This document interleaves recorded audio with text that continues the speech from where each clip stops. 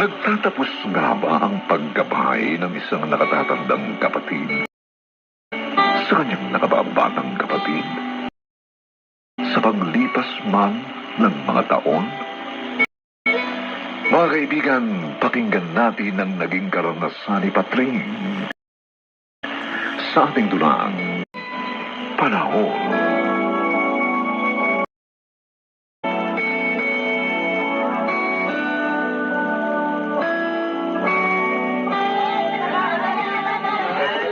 Patring! Nako, yung pamangkin mo si Odek, dinampot na naman ng mga pulis. Ha? O bakit na naman? Ano na naman ba ang dahilan? Nahulihan na pinagbabawal ng gamot. Teka, si Prima, alam na ba niyang dinala ng mga pulso pa niya mga anak? Dumaan ako sa bahay nila. Pero napagod na ako sa kakakatok. Wala naman sumasagot. Baka ako nasa pwesto na naman ng beto-beto niya sa perya, si Prima. Tapos si Berto naman, kyak, nasa sarbungan na naman yun. Nagtatari ro ng mga manok. Yan ang hirap sa mag-asawa na yun Tuwing masasangkot sa kung ano-anong kaso, yung mga anak nila, walang pakialam, walang alam. Di, kadidismiss lang ng kaso ng magkapatid na slight physical injury dahil hindi nga sumipot sa korte yung kuplena. Pagkatapos ngayon, ayan, panibagong kaso na naman.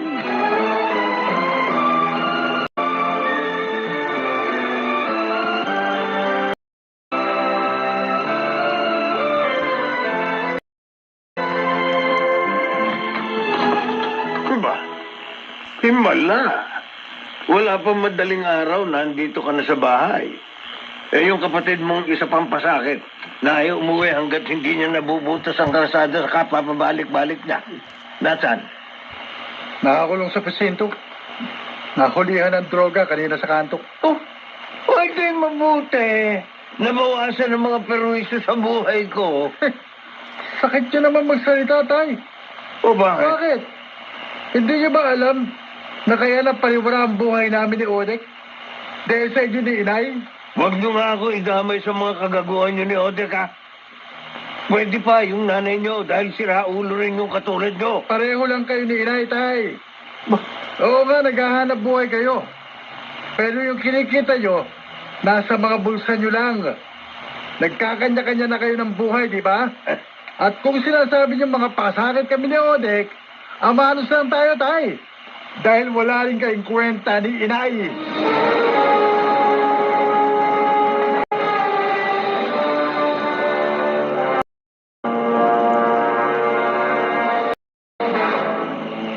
Kung magsalita si Makoy, parang hindi ko sila pinalalamon magkapatid. Araw-araw pagkatapos ko magpalaro ng beto-beto sa perya, inuuwian ko sila ng isang balot na pansit, tsaka isang balot na monay. Paano nyo nasabing hindi ko sila iniintindi? Hindi na mga batang musmos ang mga anak mo, Prima. Nagsilaki na sila. At hindi na hanggang isang balot na pansit at monay na lang ang pangangailangan. Tulad ng nakasaksak dyan sa utak mo. Masyado lang silang mapaghanap sa buhay, Ate Patring. Kaya yung pang-hold up nila, tsaka pagbibenta ng droga, gusto talaga nila yun. Kung inasikaso mo lang ang pag-aaral ng mga anak mo, hindi matututong mga hold up at magbenta ng pinagbabawal na gamot ang mga yon. O ngayon, pareho na silang naligaw ng landas. Paano mo pa maibabalik yung mga panahong nasayang sa mga buhay nila? Sige nga, Prima. Sabihin mo sa akin kung paano.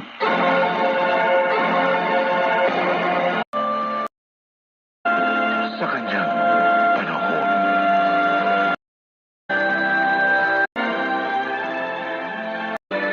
Kuya, salamat. Dinalaw mo ko rito sa presinto. Nagmamadali talaga ako pumunta rito. Kasi napanood ko sa balita yung 10 preso tumakas dito eh. Buti naman pala, hindi ka sumama sa mga yun. Talagang hindi ako sumama sa kanila, kuya. Matadagdagan lang ang kaso ko eh. Kung sumama ako sa mga tumakas. Siya nga pala, sa 1 linggo, ibabiyahe na ako sa City Jail. Ha? Doon ko na bubunuin yung 2 hanggang 3 taong pagkakakulong. Doon ba? Oo nga eh. Basta mag-iingat ka ha, kapag nandun ka na. Huwag ka magalala. Palagi naman kitang dadalawin doon. Salamat, kuya. Okay. Maraming salamat. Kaya mo. Dahil hindi mo ko iniwan sa mga ganitong pagkakataon.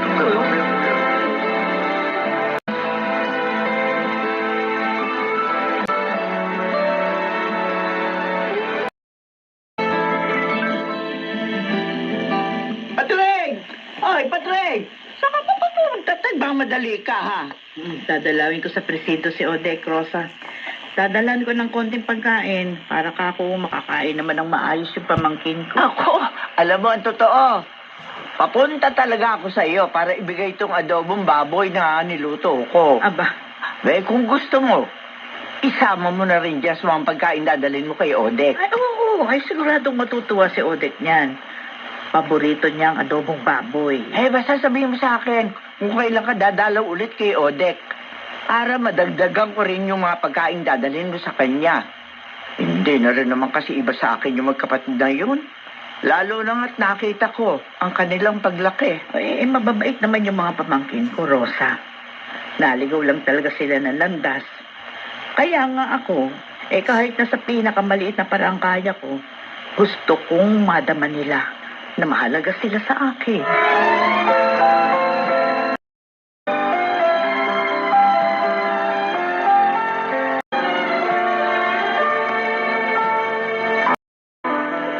Totoo naman, di ba, Nay?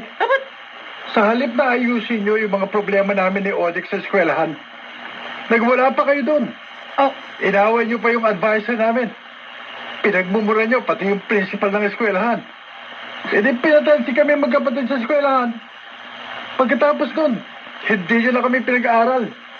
Hinayaan nyo na kaming magpalaboy-laboy sa lansangan. Hoy, dapat nga tanawin mong malaking utang na loob yung pagsulpot ko sa eskwelahan nyo. Dahil hindi ako nakapaglaro ng beto-beto sa perya ng araw na yon, alam mo ba? Kaya yun, wala akong kinita nung araw na yon. Mabuti pa nga siguro nang hila na lang ako ng kahit na sinong vendor sa gilid ng eskwelahan. Para magpanggap na nanay namin ni Odek. Baka nga, nasolusyonan pa yung kaso namin. O edi sana, nanghila ka na nga lang. Para hindi na ako naperwisyo. Ay, Visit na to. kayong mag-ina, ha? Kung ayaw nyo matulog, magpatulog kayo. At ikaw, Makoy, para matapos na lahat ng problema sa bahay na to, lumayas ka na rito. Maghanap ka na ng matitiran mo. Kahit hindi nyo ako itaboy, lalayas talaga ako sa impyernong bahay na ito. Baka hindi nyo alam, maliit pa akong bata. Ayoko nang kasama kayo ni Inay. Dahil wala akong mapulot na kabutihan sa mga pagkatao nyo. Anak! Kaya aminin nyo man o hindi, kayong dahilan ng pagkasira ng mga buhay namin ni Odek. Ang siraw mong to, ha? Bawin mo ang sinabi mo, Makoy. Hey! Magbalik ka rito. Bawin mo ang sinabi mo!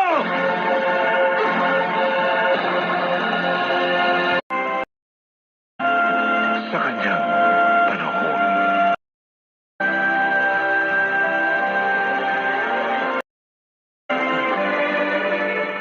wala na ba talaga kayo ni katiting na pagmamahal at pagmamalasakit sa mga anak nyo? Si Odek, wala nung makulong. Hindi nyo man lang naisip na dalawin sa kulungan. Ngayon naman, pinalayas nyo si Makoy. Hindi nyo ba naisip na lalo lang siyang makakaisip gumawa ng masama para lang maisalba ang buhay niya sa lansangan? Ate Patring, akala mo ba, hindi rin ako napapagod sa magulong takbo ng buhay namin? Kaya nga dinadaan ko na lang ang maghapon ko sa pagpapalaro ng beto-beto sa perya. Dahil yun lang ang paraan ko para kahit saglit makalimutan ko ang miserableng klase ng pamumuhay namin. Hindi ka dapat mapagod. Lalo na kung para sa kabutihan ng mga anak mo, Prima. Sa pagkaligaw ng kanilang mga landas, ikaw ang unang-unang dapat gumabay sa kanila para ituwid ang mga pagkakamali nila. Hindi yung ikaw pa ang humuhusga sa kanila. Ikaw pa ang nagpaparusa.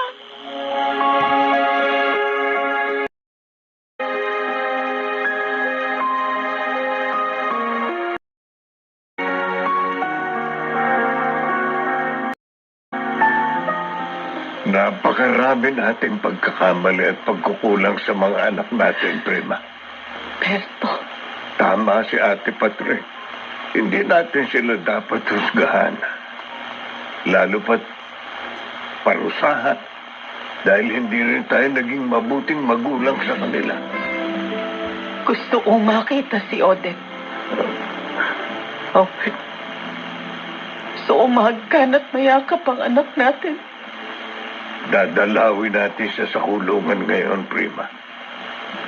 Magmula ngayon, regular na natin siyang dadalhan ng kanyang mga pangangailangan doon.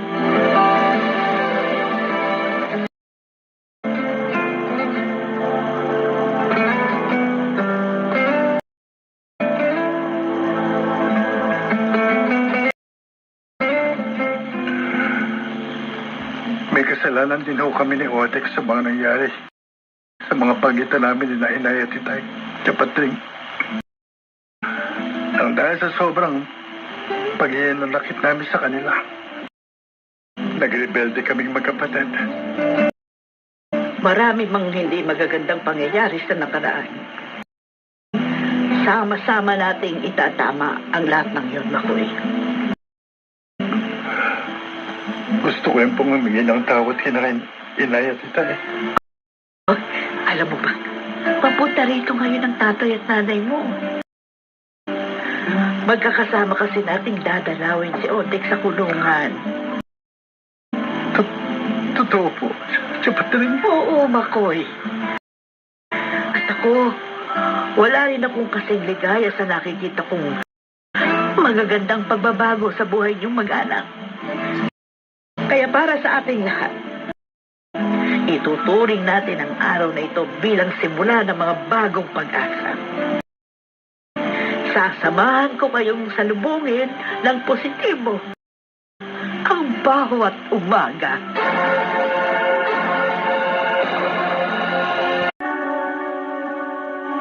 Ang pag-ibig mula sa puso ang isa sa pinakamahalagang sangkap sa pagkakaroon ng mabuting pag-uugnayan ng mga damdamin ng bawat pamilya. Pinatitibay nito ang integridad, katapatan at kabutihan sa pagitan ng digmaan ng mabuti at masama sa kanyang panahon. Magalagsganap, Jenaline de la Cruz, Susan Robles, Bobby Cruz, Lionel Benjamin, Phil Cruz, at si Rosana Villegas sa papel na Patring. Special sound effects, Jerry Mutia. Technical supervision, Bong Muyar at Eric Lucero. Musical scoring, Buboy Sanog.